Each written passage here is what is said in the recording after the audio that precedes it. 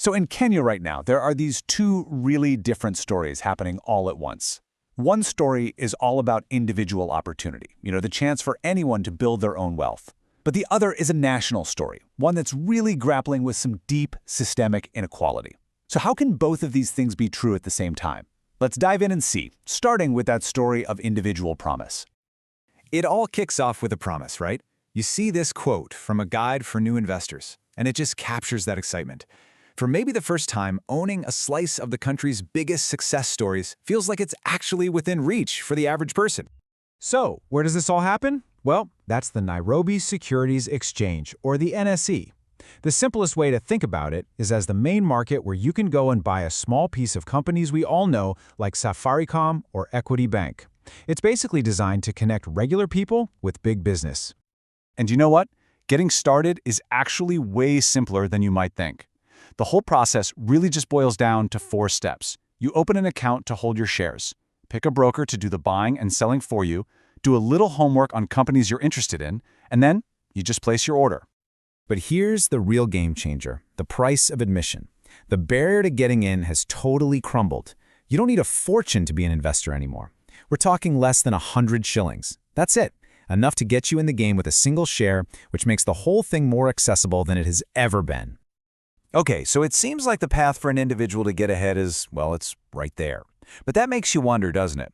As more and more people get this shot to build their own personal wealth, does that automatically mean the entire country is rising up together, equally? Let's zoom out a bit, from the individual to the whole nation.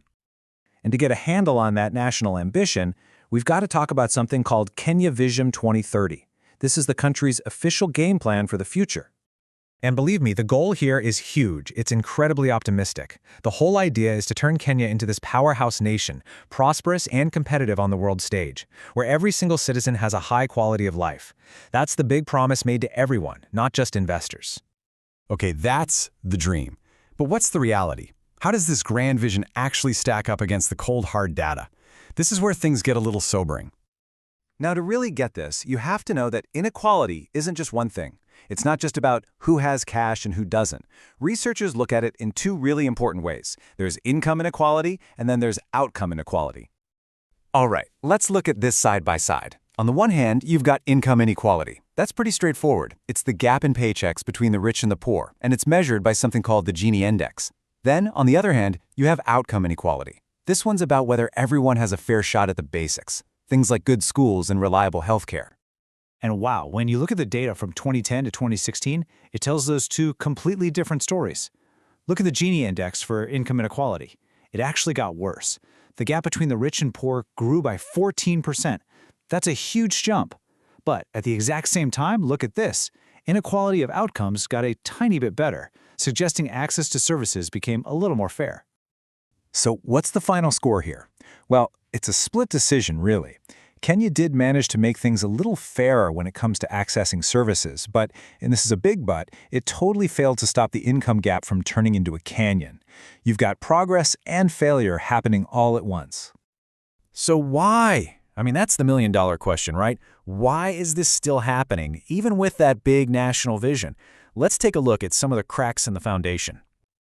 A huge piece of the puzzle is, well, it's a massive problem that's actually pretty simple to understand.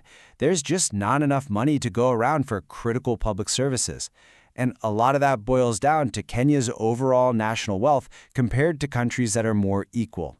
And this chart, wow, it just lays it all out, plain as day. See those lines for countries like Denmark and the Czech Republic? They're soaring.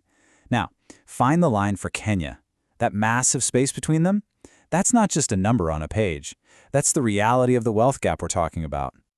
And that gap isn't some abstract economic thing. It has real, honestly devastating effects. Back in 2014, for example, it meant Denmark could spend 83 times more on healthcare for every single person than Kenya could. Just let that sink in for a second. 83 times. That is an almost impossible difference to make up. But it's not just about the money. That's what's so tricky here. Even with the funding that is there, you run into another huge problem. The quality of the services being delivered is, well, it's just not great. Take a look at this. A 2014 study on primary healthcare in Kenya really spells it out. This table breaks down how things are performing, and you can see there are major gaps, not just in resources, but in how things are actually being run. And when you dig into the details from that study, the numbers are pretty alarming. I mean, essential drugs are only available about half the time. Doctors are following the right guidelines less than half the time. And maybe the most shocking thing of all, almost a third of the staff just aren't there on any given day. These are really deep-seated problems with quality, not just cash. So where does all this leave us? It paints a pretty clear picture of a really uneven playing field, right? Where individual ambition is constantly running up against these huge systemic roadblocks. And that's why this dedication from the research is so powerful. It really hits home.